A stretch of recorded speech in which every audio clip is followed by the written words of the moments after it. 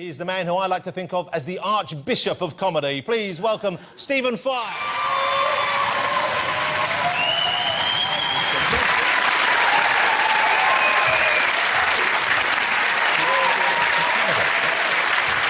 My dear fellow. Give me some man love. There you are. Stephen Fry, ladies and gentlemen. Make yourself as comfortable as you can. How great to see you again.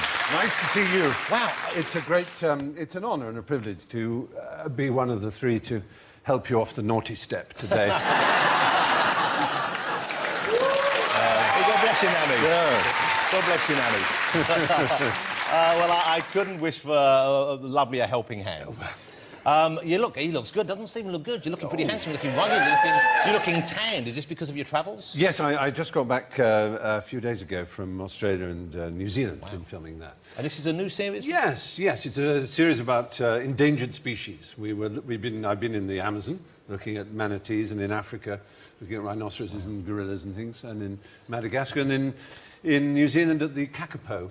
Now, the Kākāpō, what is a Kākāpō? Kākāpō, you probably know, in New Zealand, they for millions of years had no mammals. They only had, really, birds. Well, they had a couple of bats, to be truthful, but they had no big mammals, no cats, no dogs, no stoats. I'm going to stop you there because I had no idea. No, that's right. Well, no, you... For millions of years, all they had was birds. Why was that? Well, it's just when the continent, you know, of the great supercontinent sheared off in bits, it so happened it didn't carry any mammals with it, and in the bit that was New Zealand. Wow. So...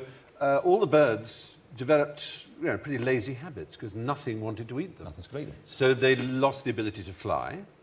And in the case of the Kākāpō, which is a parrot, a night parrot, huge, fat, waddly thing. I think that we have a picture of one there. It does just look like a very fat bird, like an owl parrot. Yes, you're quite right. Actually, that's its Latinised name means owl parrot. Stridrops. Yeah, well, you're very good. And suddenly I feel like I'm on QI and I've just won a point. But it's rather an interesting thing about evolution is that fear itself is something that evolves because you need it. So when a deer kind of goes like that, when a twig snaps, it's because things want to eat deer. Yeah. But the Kākāpō, over millions of years, waddled around. Nobody wanted to eat it. And so when, very recently, man arrived in the shape first of the Maoris in the 13th, 14th, 15th centuries, they brought rats with them.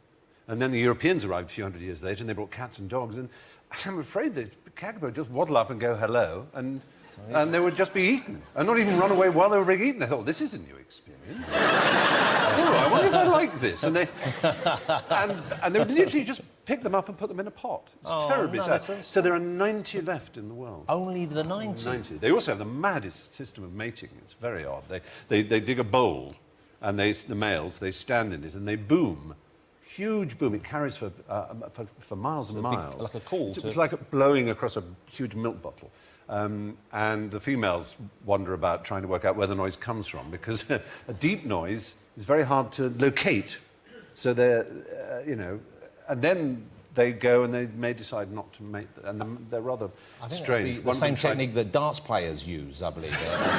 Well, darts players haven't tried to mate me, as far as I know, whereas a Kākāpō did its very best to have my babies. But they're not human size. I mean, it's not as big as... they're big, no, but this particular one, it's the thing about birds, as you probably know, there's a very famous Tom and Jerry episode, actually, where it happens, is when a chick hatches, it thinks the first thing it sees is its parent. And it can be a human, it can be a dog, it can be another type of bird, like the ugly duckling famously thought it was. What a sweet trait. Yeah, exactly. And so this particular Kākāpō was imprinted as a human.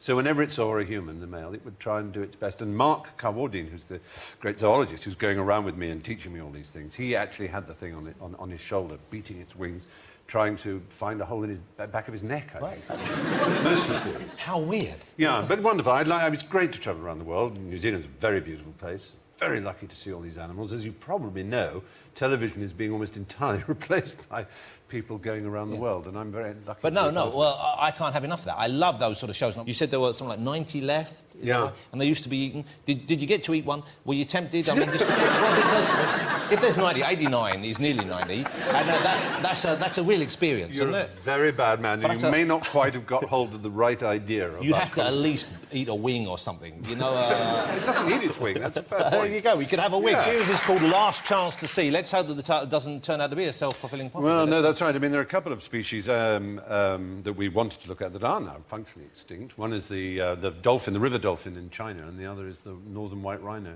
And you couldn't find them, or...? Well, there are a few northern white rhino, but they're beyond mating age, and so the species will no longer exist in a few years. That's terrible, isn't it? What a terrifying thing.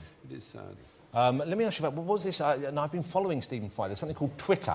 Twitter. Twitter's an online, it's kind of a computer, it's like a message board, essentially. It is, a much mocked one by those who don't sort of get it. And I can understand people not getting it, because basically you've got 140 characters, including spaces, in which to say what you're doing. So it's like a text message, but it's limited in size. They call it micro-blogging, which is perhaps a grand way of describing it. I find it wonderful, because all these nice people, these fellow Twitterers, follow me, as it were. So when I'm around the world and I say, oh, I saw this today, or I did this, and of course, those who mock Twitter say, well, it's just saying, I had breakfast, and so on. There's an element of I had breakfast. I was following you. You follow people. You would sign on and say, I'd like to find out what this person's up to. And a lot of it was showing how far you'd walked every day. And I got quite intrigued about the amount of walking you were doing. And I'll be honest, I began to worry about your walking. I was going to send you some taxi fare to get you back from one of them. You sounded to me like you were overdoing the walking, but this was just a post-Christmas... It is. I'm a hopelessly overweight figure, and walking's the only thing I can do with any pleasure, and there's one reason I can walk with pleasure, and it's a really interesting one, I think, because it's technology, which I love, or a sort of technology, and that's audiobooks.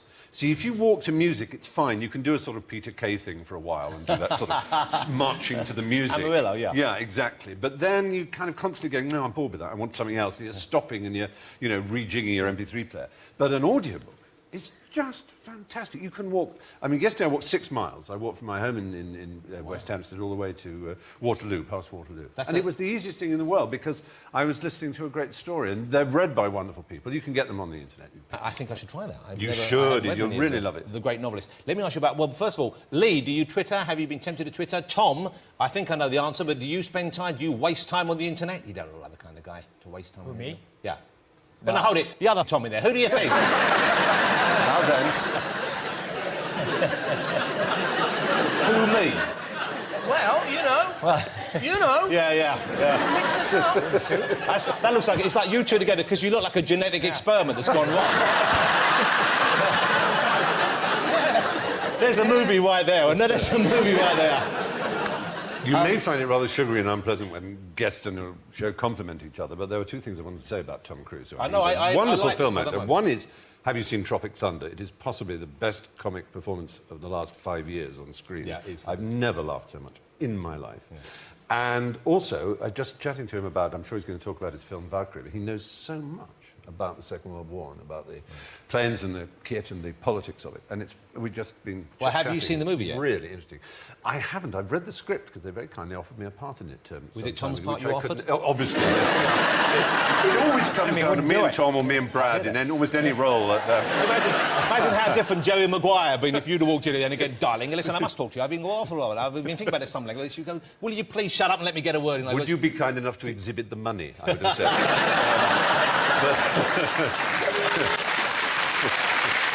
It's the highbrow version. And she would have said, you had me at good morning, madam. It's a great film, aren't it? It is a fine film. But, this is a nice thing to know, is that you're a fan of America. You're a fan of America generally. Every one of the 50 states. I had a marvellous time. Every single one. That's incredible. Yeah, it really was. Driving around, up and down, and met some marvellous people. Generally speaking, I find Americans honourable, polite, kindly, well-intentioned, thoughtful. This whole idea that it's just a morass of pig-ignorant fools is so... I think says more about the British superiority, or in fact, ultimately, inferiority complex that we need to attack Americans. And there's one thing I mentioned in the book that I wrote of the series, is that there's a phrase, only in America, which Americans use. And they use it when something remarkable happens, something extraordinary. Somebody invents a bizarre machine or does a weird stunt, and they go, ha, only in America. And it expresses kind of optimism and amazement. They are surprised by their own country.